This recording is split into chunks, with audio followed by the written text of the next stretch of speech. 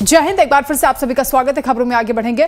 दिल्ली के लवकुश रामलीला में मंदोदरी के किरदार को लेकर एक्ट्रेस पूनम पांडे का चयन हुआ। इस फैसले पर विश्व हिंदू परिषद ने कड़ा ऐतराज जताया। वीएचपी के दिल्ली प्रांत मंत्री सुरेंद्र कुमार गुप्ता ने लवकुश रामलीला समिति को पत्र लिखा है और विरोध जताया है। विश्व हिंदू परिषद ने मंदोदरी के किरदार के लिए पूनम पांडे का चयन करने के फैसले पर पुनर्विचार करने के लिए कहा है। लवकुश रामलीला समिति ने मंदोदरी के किरदार के लिए पूनम पांडे को चुना है, जबकि रावण के किरदार में आर्य बब्बर नजर आएंगे। देश की सबसे लोकप्रिय लवकुश रामलीला इस साल खास होने जा रही है। लवकुश रामलीला कमेटी के अध्यक्ष अर्जुन कुमार ने जानकारी दी है कि मंदोदरी के किरदार में पूनम पांडे नजर आएंगी। इस किरदार के लिए पूनम पांडे ने रिहर्सल भी शुरू कर दिया है।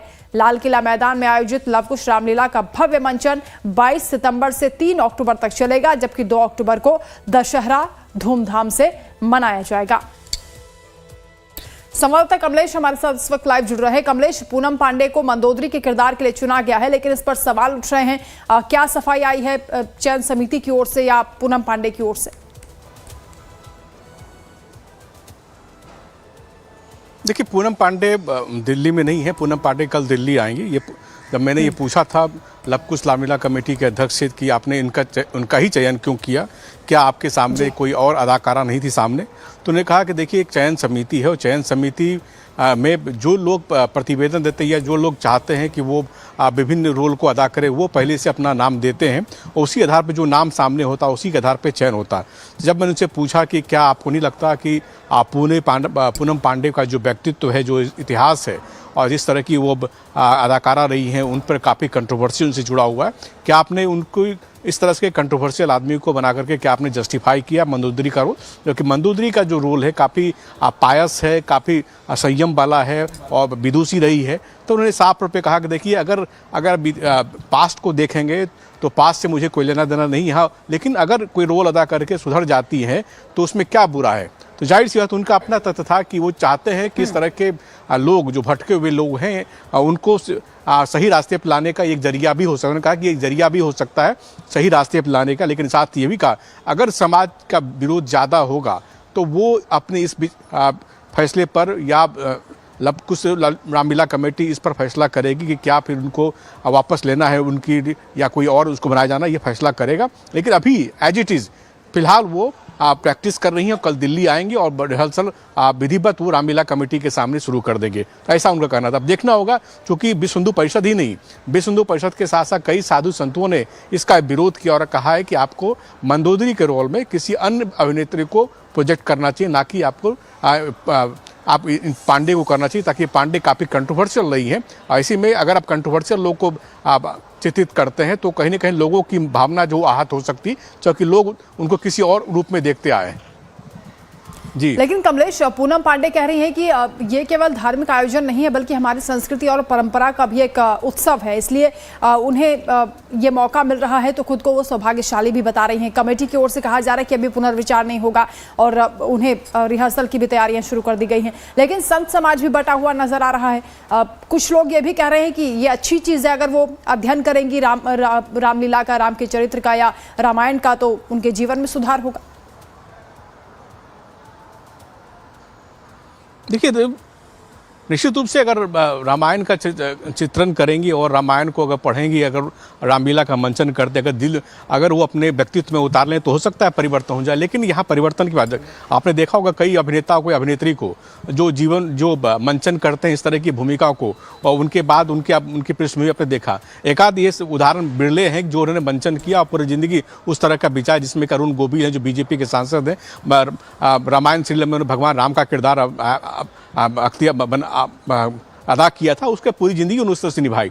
लेकिन ये यहाँ बड़ा सवाल ये कि इनके साथ काफ़ी पूनम पांडे के साथ काफ़ी कंट्रोवर्सी जुड़ी हुई है, एक से एक बड़े कंट्रोवर्सी जुड़े हुए। उसमें ये भावना साधु संतों विश्व हिंदू परिषद का कहना है कि इससे अगर आप उनको अगर मंचन करने के लिए देते हैं तो उनके अंदर जो जिस रूप में वो जाने जाती हैं उस भावना से लोग उनको देखेंगे। तो ऐसी स्थिति में तब मैंने उनसे पूछा था कि क्या आप ये कंट्रोवर्सी इसलिए क्रिएट करना चाहते हैं कि लवकुश रामलीला कमेटी और पॉपुलर हो जाए, कंट्रोवर्सी क्रिएट हो लगे? ऐसा कोई मंशा हमारे पास नहीं है। हाँ, अगर ज़्यादा विरोध होगा साधु संतों समाज का तो हम विड्रॉ कर लेंगे, लेकिन अभी एज इट इज़ नाउ, चूँकि वो कल दिल्ली आ जाएंगे और प्रैक्टिस भी उन्होंने शुरू कर दिया है मुंबई में। कल आने के साथ ही, चूँकि कल से ही कल के बाद से मंचन शुरू हो जाएगा और कल प्रैक्टिस सेशन भी शुरू हो जाएगा, क्योंकि कल तक पितृपक्ष है, परसों से ये विधिवत इसकी शुरुआत हो जाएगी। तो ऐसी स्थिति में मुझे नहीं लगता कि ये कंट्रोवर्सी अगर ज़्यादा बड़ी हुई और जिस तरह से विरोध बढ़ा है, और ये भी कहा लवकुश जो रामलीला कमेटी उसमें कई सदस्य हैं,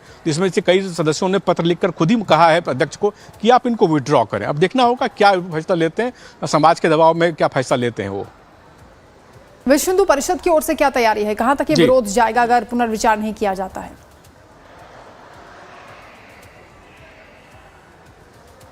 देखिए, चूंकि एक ये चीज़ आपको ध्यान रखनी पड़ेगी कि लवकुश रामलीला कमेटी जो है उनके अध्यक्ष जो हैं वो कांग्रेस के बैकग्राउंड के हैं, और बाकी जो लोग सदस्य हैं वो भाजपा के बैकग्राउंड के हैं।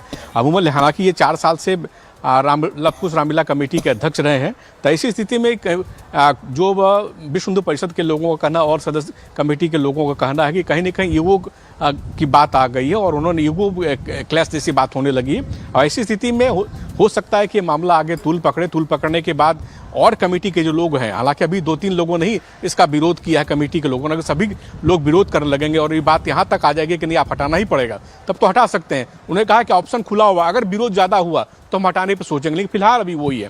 तो ऐसी स्थिति में अब देखना होगा विश्व हिंदू परिषद क्या करते, क्या इसके खिलाफ आंदोलन करते या फिर अपना विरोध जताने के बाद ही अपनी भूमिका निभाना चाहती, ये भी देखना होगा। ठीक है, शुक्रिया आपका तमाम जानकारी के लिए। तो मंदोदरी के किरदार को लेकर चल रहे विवाद पर लवकुश रामलीला कमेटी के अध्यक्ष अर्जुन कुमार ने सफाई दी। इस बार मंदोदरी के किरदार में एक्ट्रेस पूनम पांडे दिखेंगी। इसको लेकर विश्व हिंदू परिषद ने ऐतराज किया है और विश्व हिंदू परिषद ने चिट्ठी लिखकर पुनर्विचार करने के लिए कहा। लाइफ टाइम्स के साथ बातचीत में अर्जुन कुमार ने कहा कि रामलीला कमेटी हर साल बॉलीवुड के कलाकारों को रामलीला में अलग अलग किरदार निभाने का मौका देती है। ये रिक्वेस्ट खुद कलाकारों की ओर से आती है, उन्हीं कलाकारों से अलग अलग पात्रों का चयन वो करते हैं। और अर्जुन पांडे ने यह भी कहा है, अर्जुन कुमार ने, कि जहां तक पूनम पांडे को मंदोदरी का रोल निभाने का सवाल है, पहले वो क्या थी इस बात से कोई फर्क नहीं पड़ता। इस बार लवकुश रामलीला कमेटी को लेकर कंट्रोवर्सी जुड़ी है। कंट्रोवर्सी इसलिए कि इस बार रामलीला कमेटी में जो मंचन होगा, मंदोदरी का रोल जो अदा करेंगे पूनम पांडे करेंगी। उनको लेकर काफ़ी कंट्रोवर्सी हुई, काफ़ी लोगों ने विरोध किया, विश्व हिंदू परिषद के अलावा कई साधु संतों ने विरोध किया। मैं खुद अर्जुन कुमार जी हैं जो लवकुश कमेटी के अध्यक्ष हैं। सर, बहुत ज़्यादा कंट्रोवर्सी हुई पूनम पांडे को लेकर के, क्या आपके पास कोई अदाकार नहीं थी इसके अलावा जो आपने इनको चुना? जय श्री राम। निश्चित रूप से देश में अदाकारों की कमी नहीं है, एक से एक अच्छा अदाकार है, लेकिन अगर हमारे पास कुछ लोगों की अगर रिक्वेस्ट आती है और वो सेवा करना चाहते हैं तो हमारे पास भी यही ऑप्शंस होते हैं कि जो लोग कम्प्लीमेंट्री आ रहे हैं और रामलीला के अंदर काम कर रहे हैं, क्योंकि रामलीला कोई ऐसी चीज़ तो है नहीं कोई टिकट बेचती है। रामलीला निःशुल्क पासिस से दिखाई जाती है और हज़ारों राम भक्त यहाँ आते हैं, रामलीला देखते हैं, रामलीला का आनंद लेते हैं। रामलीला एक परिवार को जोड़ने की कला है, जिसके अंदर पिता पुत्र का प्रेम, भाई भाई का प्रेम, माता और बेटे का प्रेम। आप ये देखिए, भरत जी जिन्होंने 14 वर्ष तक प्रभु राम के सिंहासन के ऊपर बैठकर राज नहीं किया, बल्कि प्रभु राम की खड़ाऊ उसके ऊपर रखकर 14 वर्ष तक पूजा अर्चना की और चिटाई के ऊपर लेटकर फल फूल के। तो एक त्याग की भावना जो रामायण के अंदर देखने को मिलती है, उससे हमारे परिवार जुड़ते हैं, उससे हमारा समाज जुड़ता है। आज अब इन सब बातों को ध्यान में रखते हुए जो रिक्वेस्ट फिल्मी दुनिया के कलाकारों की हमारे पास आती है, उसी को हम कंसिडर करते हैं। और उसमें एक नाम पूनम पांडे का भी था, जिसको हमने कंसिडर किया कि उनका अतीत कुछ भी हो, लेकिन उनका भविष्य प्रेजेंट के अंदर एक अच्छे मर्यादित मंच के ऊपर, और वो भी प्रभु राम के मंच के ऊपर, रावण की पत्नी मंदोदरी के रूप के अंदर रामलीला कमेटी ने निर्णय किया कि उनको रोल दिया जाए।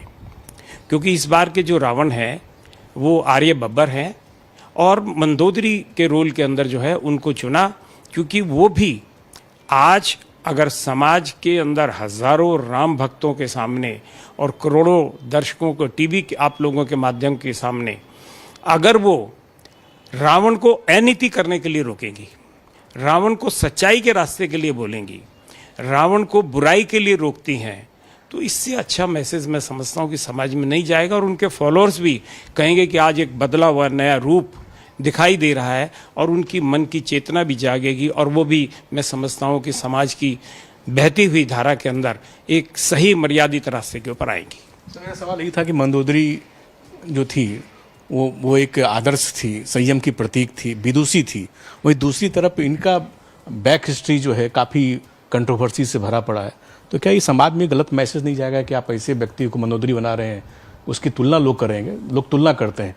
जब तुलना करेंगे तो कहाँ मतलब आप कह सकते हैं पहाड़ और खाई का अंतर दिखाई पड़ेगा, तो उससे लोग आहत हो सकते हैं। आपकी बात ठीक है, लेकिन इसके अंदर एक बात मैं कहना चाहता हूँ कि जो लोग रावण का रोल करते हैं रामलीला के अंदर, तो क्या वो रावण जितने प्रकांड पंडित हैं? क्या वो अपना शीश काट के चढ़ा सकते हैं? ये सब चीज़ें सांकेतिक हैं।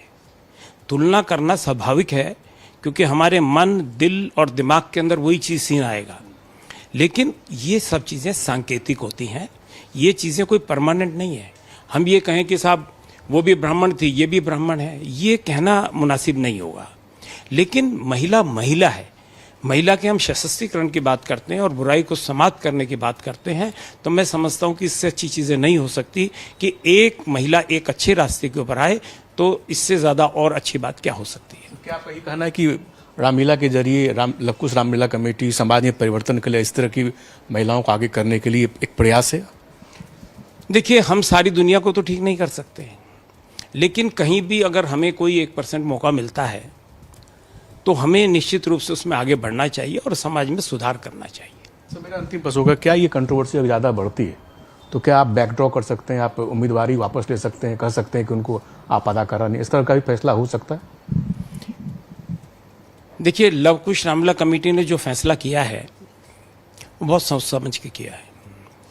हमारा मकसद ये नहीं है कि हम किसी को अनाउंस करके फिर उसकी बेइज्जती करना और उसको विड्रॉ करना है। लेकिन अगर समाज ये चाहता है कि वो नहीं होना चाहिए, तो निश्चित रूप से हम फिर उसके ऊपर सोच सकते हैं और उसके ऊपर कोई फैसला ले सकते हैं। Thank you sir. ये थे लवकुश रामलीला कमेटी के अध्यक्ष अर्जुन कुमार जी। इनका कहना था कि अगर समाज सोचता है, अगर समाज को लगता है, तो फैसला हो सकता है कि हाँ, अब आगे भविष्य में होकर ऐसा फैसला हो भी जाए कि उनकी उम्मीदवारी या उनकी अदाकारी का प्रपोजल वापस भी लिया जा सकता है। कपिल सोलंकी के साथ कमलेश सिंह, लाइव टाइम्स, दिल्ली।